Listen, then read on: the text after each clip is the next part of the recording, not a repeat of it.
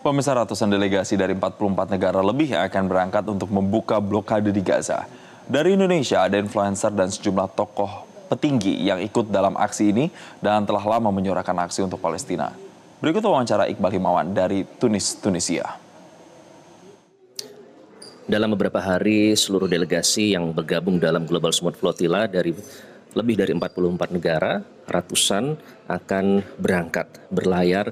Nanti rombongan dari Barcelona akan tiba di Tunisia, dijadwalkan pada tanggal 7 mendatang. Nanti akan berkumpul kemudian menuju ke Gaza dalam sebuah misi kemanusiaan terbesar mendobrak pengepungan Gaza yang terbesar dalam sejarah.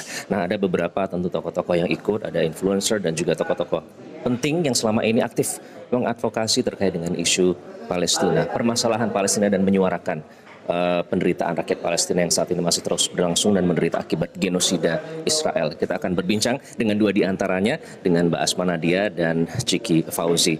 Mbak Asma, Ciki, Assalamualaikum. Waalaikumsalam. Sudah siap? Bismillah ya. Bismillah. Semua persiapan pelatihan sudah diikutin kemarin? Sudah diikutin semuanya.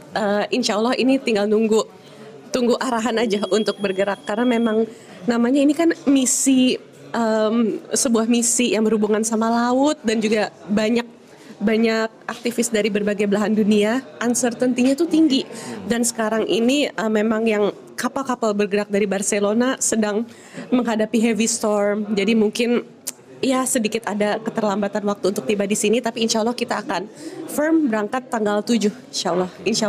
Mbak Asma, yang disebutkan tadi itu kan sebenarnya semakin menegaskan bahwa ini adalah risky journey. Yes. Nah, mengapa Anda memutuskan untuk menempuh perjalanan yang berisiko ini?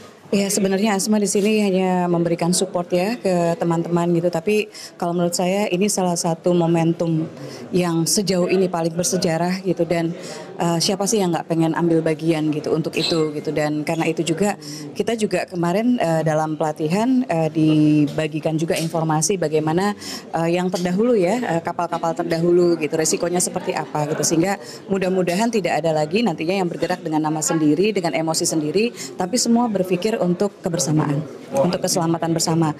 Bagaimana misi ini bisa sukses, kita bisa menembus blokade Gaza, dan mudah-mudahan bisa menyalurkan bantuan. Dan ini salah satu hal yang mengingat juga kondisi di tanah air ya gitu, kita sangat membutuhkan juga untuk teman-teman mengawal rombongan ini, karena semakin banyak yang menyebarkan informasi, semakin banyak yang membagikan ya postingan-postingan yang ada, berita-berita yang ada, maka dengan cara itu sebetulnya kita menjaga teman-teman kita yang berusaha dari berbagai negara, 44 negara ya. Betul. Untuk bisa menembus blokade Gaza. Oke, bisa dibilang banyak yang tentu saja merasa terwakili dengan keberangkatan teman-teman yang ada di sini. Apa pesan dan juga mungkin apa ya istilahnya, bisa dibilang mungkin amanah yang dititipkan oleh teman-teman yang ada di Indonesia mungkin?